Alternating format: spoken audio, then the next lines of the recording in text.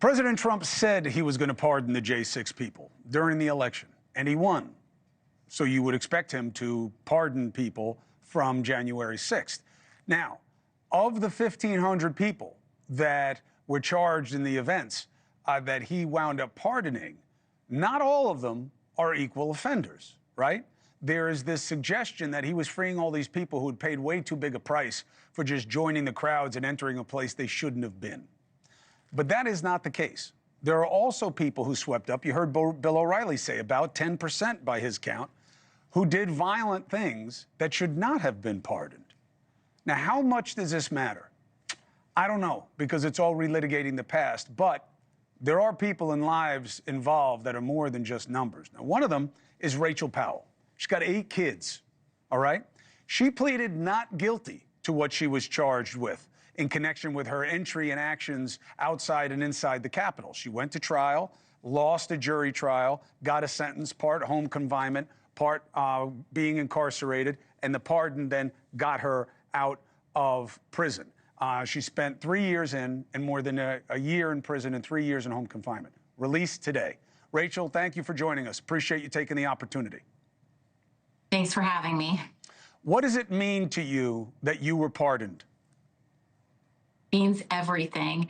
It means that clearly President Trump keeps his promises, and it means that my family can start rebuilding our life again, and we can move forward from January 6th into the future, and we can make America great again.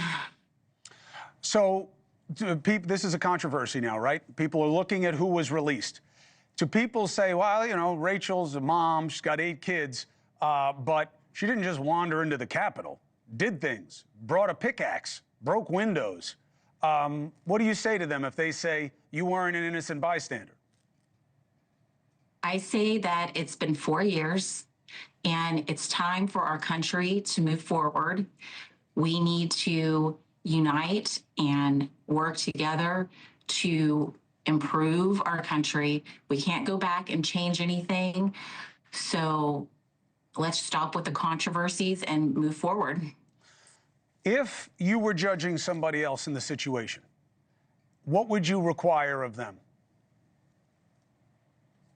I don't think I can judge somebody else in the situation. I'm not even going to try to attempt to do that.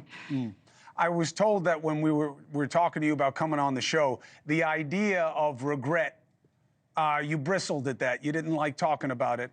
Don't you think it's important for people to know that this pardon is justified because you have regret? It's supposed to be a part of the conditions of a pardon, you know.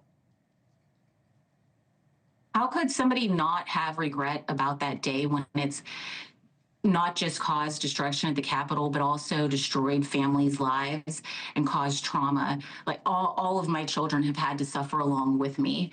So of course I have regrets about that day, but it's time to move forward from those regrets into the future. What do you want for the future? What do you want to see for the country now? What would be the dream that you were passionate enough about to do what you did? Well, it would be nice to see President Trump continuing forward, keeping his promises.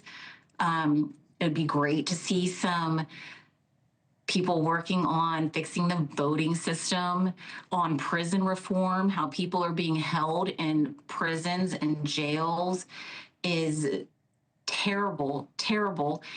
And we just need to move over, worry about immigration issues instead of going back 4 years to the Capitol. I appreciate you coming on. This is not an easy conversation for you to have. I appreciate you having it. I wish your family well. And we'll see what happens going forward. Rachel Powell, good luck to you going forward. Hey, thanks for watching. Go to joinnn.com to find NewsNation on your screen. And don't forget, click the red subscribe button below to get more of NewsNation's fact-driven, unbiased coverage.